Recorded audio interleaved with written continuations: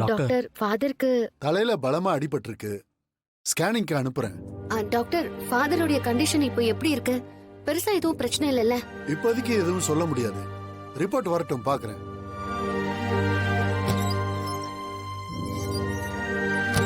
என்ன சின்ன டாக்டர் இப்படி சொல்றாரு?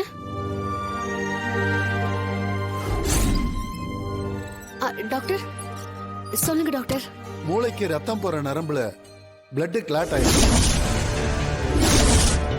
சர்ஜரி செஞ்சா சரியாக வாய்ப்பு இருக்கு. ஆனா அதுல ஒரு பிரச்சனை. அப்படி செஞ்சா கூட அவருக்கு சுயநினைவு போகவும் வாய்ப்பு இருக்கு. ரொம்ப டேஞ்சரான சிச்சுவேஷன் தான். ஆபரேஷன் பண்ணி நம்ம ரிஸ்க் எடுக்க முடியாது. மெடிசன்லயே சரி பண்ண முடியுமான்னு பார்க்கலாம். அவருக்கு சுயநினைவு வரணும் டாக்டர். அவர் மூலமா எங்க குடும்ப சம்பந்தமா ஒரு முக்கியமான விஷயம் தெரியணும்.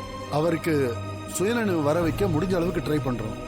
ரிசல்ட் உடனே எதிர்பார்க்க முடியாது. கொஞ்சம் வெயிட் பண்ணணும். சரிங்க டாக்டர். மெடிக்கல் எக்ஸ்பென்ஸ் எல்லாம் நாங்க பாத்துக்கிறோம்.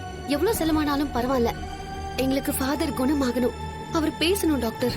கவலைப்படாதீங்க. முடிஞ்ச அளவுக்கு ட்ரை பண்றோம். மாயா, சீனு என்னடா ஆச்சு? தனா, ஃபாதர் எப்படி இருக்காரு இப்ப?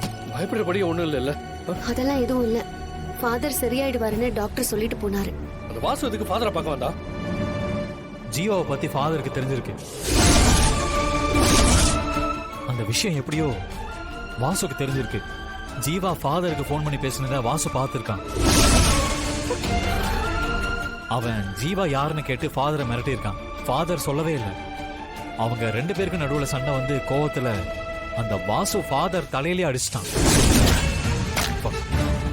ஃபாதர் மயக்கம் போட்டு கீழே விழுந்துட்டாரு.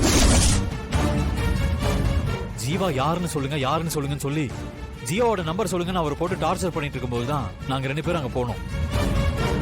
அதனாலதான் ஃபாதரை உயிரோட விட்டான். எங்களை பார்த்துதான் அவன் ரொம்ப ஷாக் ஆயிட்டான். அவனை நானும் எவ்வளவோ பிடிக்க முயற்சி பண்ண தப்பிச்சு ஓடிட்டான். ஃபாதர் உடம்புக்கு ஒன்றும் பெரிய பிரச்சனை இல்ல. ஆனா சுயநினைவுக்கு வர்றதுக்கு கொஞ்ச நாள் ஆகும்னு டாக்டர் சொன்னாரு. ஒரே ஒரு விஷயத்துல எனக்கு சந்தோஷமா இருக்கு. ஜீவா கை கெட்டுற தூரத்துல தான் இருக்கான். அவனை ஈஸியா நம்ம கண்டுபிடிச்சிடலாம். ஃபாதர் இப்ப நான் கொஞ்சம் பார்க்கலாமா? அவர் இன்னும் அன்கான்சியஸ்ல தான் இருக்காரு கதிர். சரி, ஓகே. எனக்கு வெளியே ஒரு வேலை இருக்கு. நான் போயிட்டு வரேன். நீங்க பாத்துக்கோங்க. என்ன வேலை? எல்லா வேலையும் முடிச்சிட்டு தானே வந்தோம். நான் வந்துடுறேன் தானே. வந்துருவேன்.